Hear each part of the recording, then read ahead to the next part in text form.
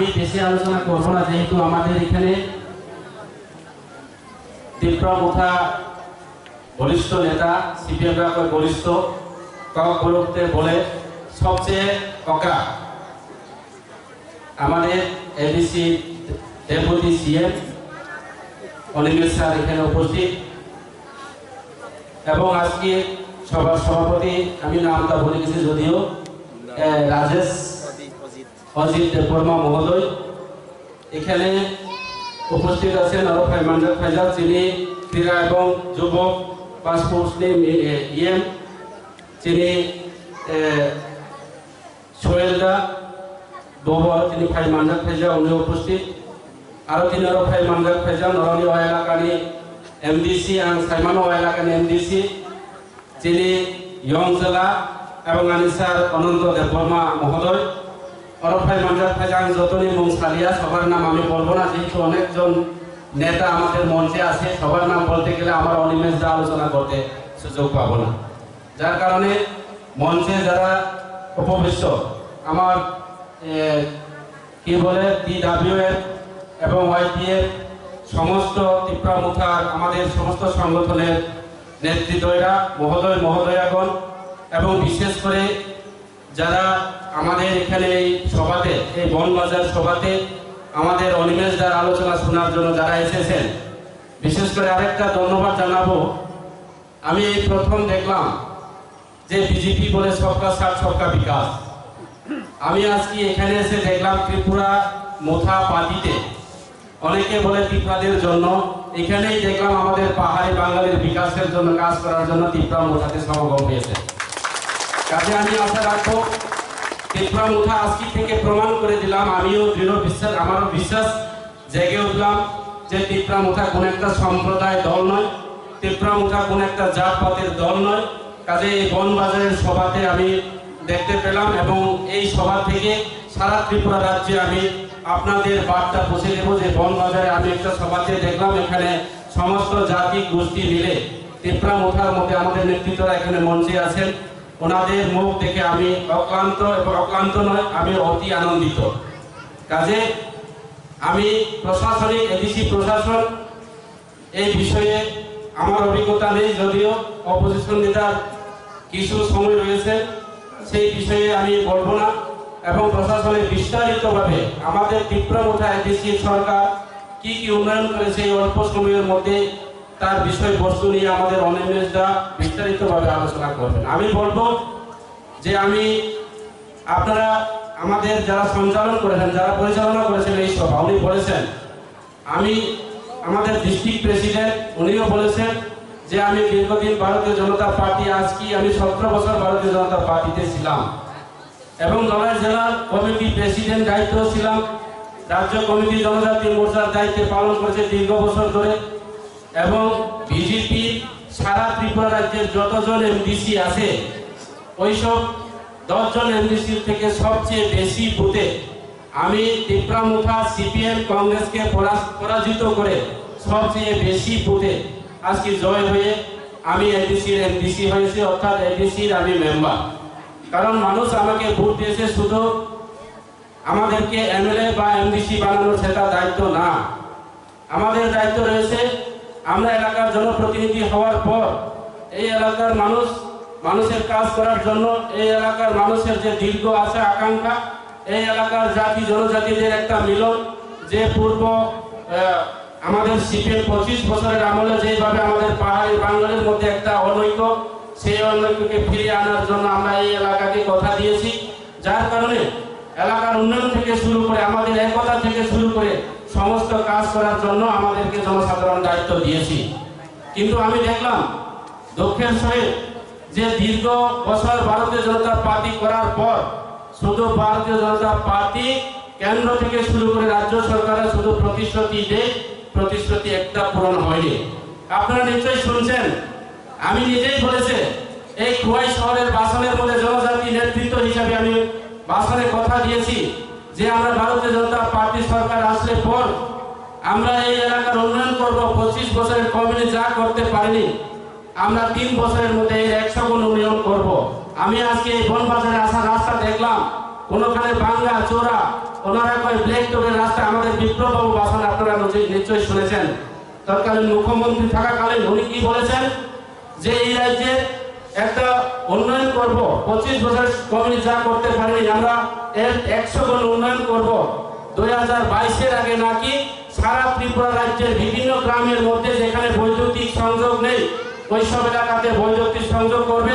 প্রত্যেকটি গ্রামের মধ্যে যে কি বলে সিমেন্টের ব্ল্যাক টপ রাস্তা, সিমেন্টের টাইলসের রাস্তা করব।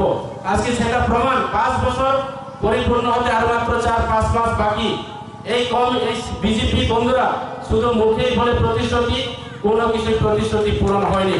আর কি বলছেন আজকে আমাদেরকে মিথ্যা কথা বলতে, এলাকাতে আমাদেরকে মিথ্যা কথা বলার জন্য প্রতিনিধি তৈরি করে দিয়েছে। ওনারা কি বলে মিস কল দিলে বলে চাকরি পাবে। আপনারা নিশ্চয়ই শুনছেন বিভিন্ন নিউজ পেপারের মধ্যে, বিভিন্ন ইলেকট্রনিক মিডিয়াতে, ফেসবুক চ্যানেলের মধ্যে বা লাইভ টেলিকাস্টের মধ্যে আপনারা দেখছেন কি বলেছেন। গত 2018 বিধানসভা নির্বাচনে আগে মিস কল দিলে বলে চাকরি। মিস কলের নম্বর আপনার কাছে আছে কিনা জানি না, আমার কাছে আছে। ওই নম্বরের মধ্যে যদি এখন আমরা ফোন করি নট রিসিভেবল বলে, আমি কখনো শুনছি না সারা ত্রিপুরা যে কোনো জায়গাতে মিস কল দিয়ে একটা চাকরি হয়নি। সেই সব মিথ্যা প্রতিশ্রুতি দিয়ে আজকে এই ত্রিপুরা রাজ্যের মানুষকে উন্নয়নের কথা বলে এবং 25 বছর কমিউনিস্টের যে অত্যাচার, লাঞ্ছনা, বঞ্চনা, পাহাড়ি বাঙালির মধ্যে একটা অনৈক্য, জাতপাতের সম্প্রদায়ের কথা বলে আজকে এই রাজ্যে গত 2018 বিধানসভা নির্বাচনে আমরা সিপিএম, কংগ্রেস, জাতি, জনজাতি, পাহাড়ি, বাঙালি, মাইনরিটি সবাই মিলে আমরা গত 2018 বিধানসভা নির্বাচনের উন্নয়নের কথা বলে এবং এই রাজ্য উন্নয়ন করার জন্য, এই এলাকাকে উন্নয়ন করার জন্য, পাহাড়ি বাঙালি মিলন সেতু তৈরি করার জন্য আমরা সিপিএম কে উৎখাত করে এই রাজ্যের ভারতীয় জনতা পার্টিকে সরকার প্রতিষ্ঠাতা করেছেন। কিন্তু বন্ধুরা ওনারা যা বলছে তার যতটুকু প্রতিশ্রুতি দিয়েছে আপনারা নিশ্চয়ই শুনেছেন। ওনারা কি বলে আমরা জনজাতিদের জন্য কাজ করেছি, যখন তিপ্রাসার অনেক ভয় কান খুলে যাও, কিন্তু তিপ্রাসার জন্য কোনো কাজ করেনি আজকে ভারতীয় জনতা পার্টি। ওনারা কি বলে আমাদেরকে ক্লাস করে দেয়। আজকে বিচারক প্রমুখ আমাকে তৈরি করেছে এমন দিনও গিয়েছেন এবং রাজ্যের জনজাতি মোর্চার প্রদেশ সভাপতি নেওয়ার জন্য আমাকে প্রস্তাব দিয়েছে। আমি বলেছে ওনাদের কাছে আমি প্রশ্ন করেছেন যে আমাদের আগামী বিধানসভা নির্বাচন যদি ইলেকশনে লড়াই করতে গেলে আমাদেরকে কথা দিতে হবে, আমরা কি কি প্রতিশ্রুতি দেব এই এলাকার মধ্যে।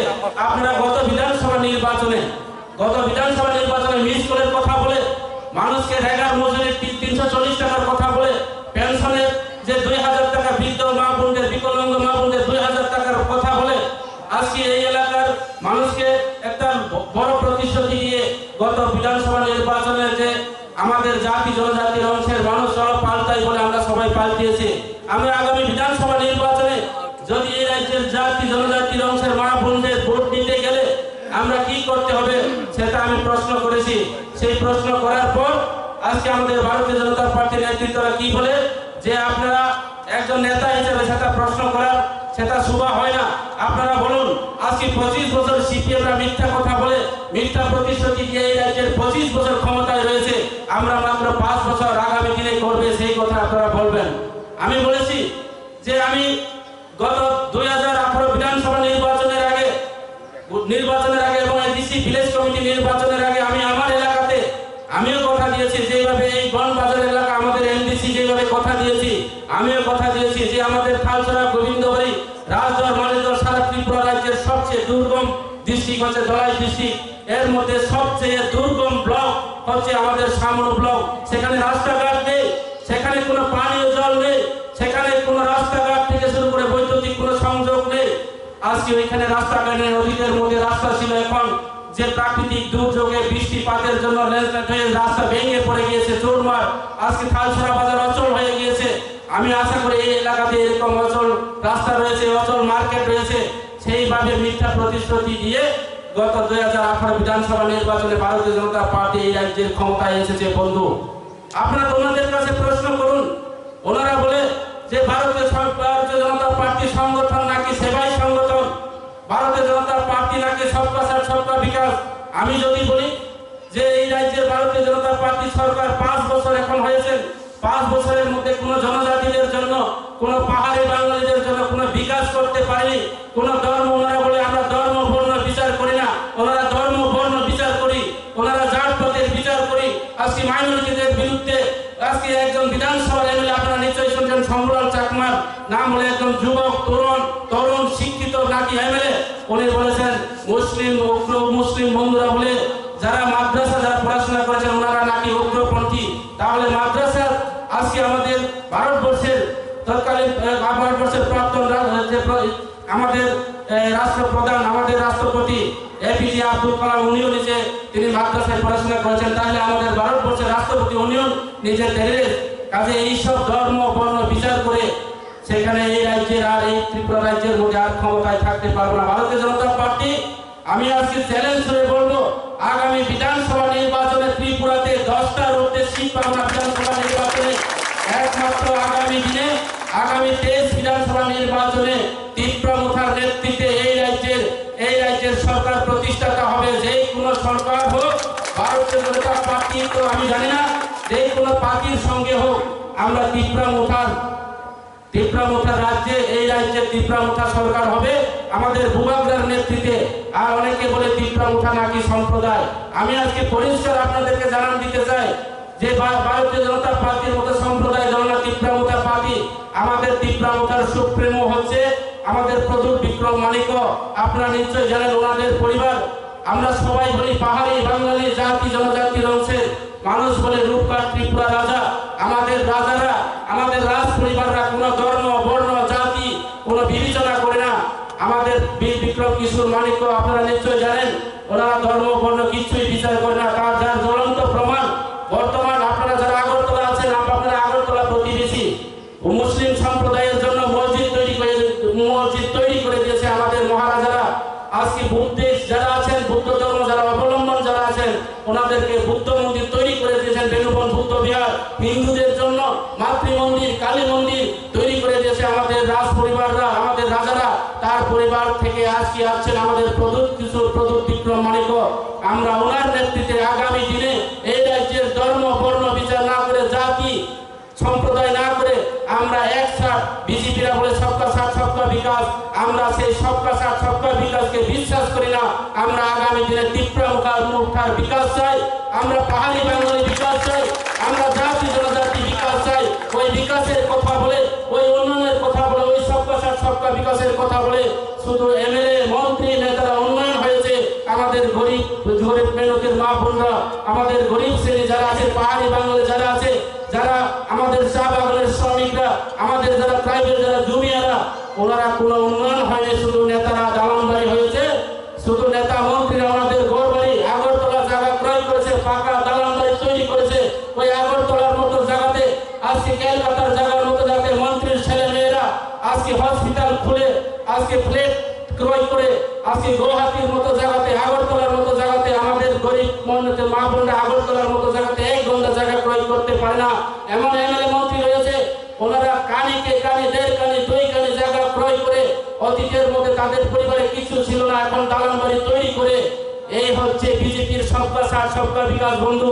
বিজেপির সবকা সাথ সবকা বিকাশ বলে শুধু নেতাদের বিকাশের জন্য কাজ করে। আর ওনারা বলে সেবাই সংগঠন, কোনো সেবাই সংগঠন নেই, ওনারা নিজের সেবাই নিজে নিয়োজিত বন্ধু। কাজে আপনারা সেই কথা বিশ্বাস করবেন না। ভারতীয় জনতা পার্টি আগামী 2023 নির্বাচনে সরকার থাকবে না। ওনাদের এখন বর্তমান যে রাজ্যের মন্ত্রীরা ওনাদের মধ্যে 3-4 দল রয়েছে গ্রুপ। ওনারা ওই উগ্রপন্থীর আপনারা নিশ্চয়ই শুনছেন এনএলএফটির উগ্রপন্থী বৈরী যে যখন 2 ভাগ হয় উগ্রপন্থীরা ধ্বংস হয়ে গেছে সেই তদ্রুপ বিজেপির মধ্যে 2 দল নয় 5 দল আছে। এক দল হচ্ছে মন্ত্রীর দল ফায়ার ব্রিগেড ফায়ার সার্ভিস মন্ত্রীর দল, আরেকটা আছে বিষ্ণু দেববর্মার দল, আরেকটা আছে রেবতী ত্রিপুরার দল, আরেকটা আছে বিপ্লব বাবুর দল, আরেকটা আছে ডাক্তার মানিক স্যার আমাদের বর্তমান রাজ্যের মুখ্যমন্ত্রীর দল, আরেকটা আছে প্রতিমার দিদির দল অগ্নির কণার দল নাকি বলে। আজকে এই রাজ্যের মধ্যে এই দল বল করে আমাদের জাতি জনজাতিদেরকে বিভ্রান্ত করে এই রাজ্যের ক্ষমতায় টিকে থাকা যায় না। আজকে জাতি উপজাতিদেরকে সম্প্রদায় করে এই রাজ্যের ক্ষমতার দিকে থাকা যায় না। শুধু এডিসিকে বদনাম করে এডিসিকে আজকে এডিসির কথা আমি বলবো না, বললে কিছু বলতে হয়। আজকে এডিসিতে টাকা দেয়নি তো ওনারা সঠিকভাবে জনজাতিদের উন্নয়নের টাকা আমাদের যে 6 মাসও হয়নি এখনো আমাদের 6 মাসের মন্ত্রী রামপদ জমাতিয়া ওনারা কি বলে ওনারা বলে জনজাতিদের পুরো পিতা জনজাতিদের যে পিতা জনজাতিদের যে রাজা আজকে আজকে এই 6 মাসের মধ্যে উনি কিছু করতে পারবো না। আপনারা সেটা চিন্তার কোনো কারণ নেই। শুধু মেম্বার বাবু কি করেছে না করেছে, মেম্বার বাবু যে কাজগুলি দেখতে দেখতে ওনার 6 মাস চলে যাবে এবং বিধানসভা চলে আসবে। বিধানসভা আর মাত্র কয়েক মাস বাকি। ভারতীয় জনতা পার্টি কোনো বেকারদেরকে চাকরি দিতে পারবো না। ওনারা যতই প্রতিশ্রুতি মিস কল দিলে চাকরি দেবো বলে কথা দিয়েছে, আজকে মিস কল দিলে চাকরি হয়নি। আজকে কর্মচারীদেরকে সপ্তম বেতন কমিশনের কথা বলে কর্মচারীদের ভোট আদায় করেছে, এখনো সপ্তম বেতন কমিশন হয়নি। রেগার মজুরি 340 টাকা করার জন্য কথা দিয়েছি, আমি নিজেই কথা দিয়েছি, কিন্তু এখনো রেগার মজুরি 340 টাকা হয়নি বন্ধু। আপনারা বিশ্বাস করবেন না, ওনারা নাকি আগে ত্রিপুরা রাজ্যের এই যে 1 বছরের মধ্যে 60,000 বেকারদেরকে কর্মসংস্থান করবে, 15 লক্ষ বেকারদেরকে যে চাকরি দেওয়া হবে, যেইভাবে প্রতিশ্রুতি দিয়েছে সেই প্রতিশ্রুতি গুজব। যার কারণে অনেকে বলে বিজেপি পার্টি নাকি জুমলা পার্টি, লজ্জার বিষয়।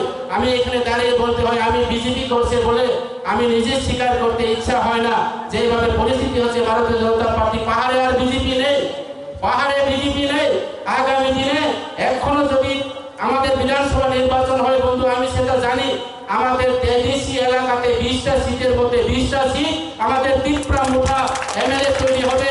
এই কারণে আমি পরিষ্কার বলতে চাই, আগামী দিনে ত্রিপুরা রাজ্যের তিপ্রা মুঠার নেতৃত্বে, আমাদের ভূবগ্রার নেতৃত্বে, আমাদের প্রতুল বিক্রম মানিকর নেতৃত্বে এই রাজ্যের সরকার হবে।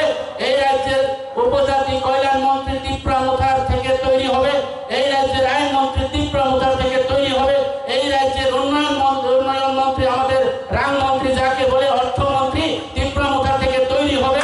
আগামী দিনে ওই যে বিজেপির জমলা পাতে এখানে মন্ত্রী হবে না, একমাত্র ত্রিপুরা মুঠা আমাদের জাতি জনজাতি পাহাড়ি বাঙালি, আমাদের ত্রিপুরা নয় শুধু পাহাড়িদের জন্য বিকল্প একমাত্র ত্রিপুরা মুঠা পার্টি, বাঙালিদের জন্য বিকল্প একমাত্র ত্রিপুরা মুঠার পার্টি। আমাদের হিন্দুস্তান যারা কিছু মাসের মধ্যে ভিলেজ কমিটি নির্বাচন হবে, এই ভিলেজ কমিটি নির্বাচন হলে আমাদের কেন্দ্র থেকে সরাসরি, আমাদের রাজ্য সরকার থেকে সরাসরি বিভিন্ন স্কিমের টাকা ভিলেজ কমিটিতে আসবে। আপনাদের মধ্যে ভিলেজ কমিটির মেম্বার চেয়ারম্যান তৈরি হবে, আপনারা এই এলাকার উন্নয়নের কাজ করতে পারবে। আপনারা সবাই আমাদের ত্রিপুরা মুঠা যেই হোক প্রার্থী, আমরা জাত পাত ধর্ম বর্ণ বিবেচনা না করে যেই প্রার্থী হোক না কেন ওনাকে ভোট দিয়ে এই এলাকার ভিলেজ কমিটি চেয়ারম্যান তৈরি করবেন এবং এই ব্লকের আমাদের বিএসসি যাই আছেন বিএসসি চেয়ারম্যান তৈরি করবেন। আমরা সেই মনিটরিং কমিটি আর বিশ্বাস করি না আগামী দিনে ত্রিপুরা মুঠা এই এলাকা দখল করবে, ত্রিপুরা মুঠার এমএলএ হবে, ত্রিপুরা মুঠার ভিলেজের মধ্যে যেখানে ভিলেজ কমিটির চেয়ারম্যান হবে, আপনাদের ব্লকে বিএসসি চেয়ারম্যান ত্রিপুরা মুঠা থেকে তৈরি করবেন বন্ধু। সেই আশা আকাঙ্ক্ষা রেখে আমি আমার ক্ষুদ্র আলোচনা এখানে শেষ করছি।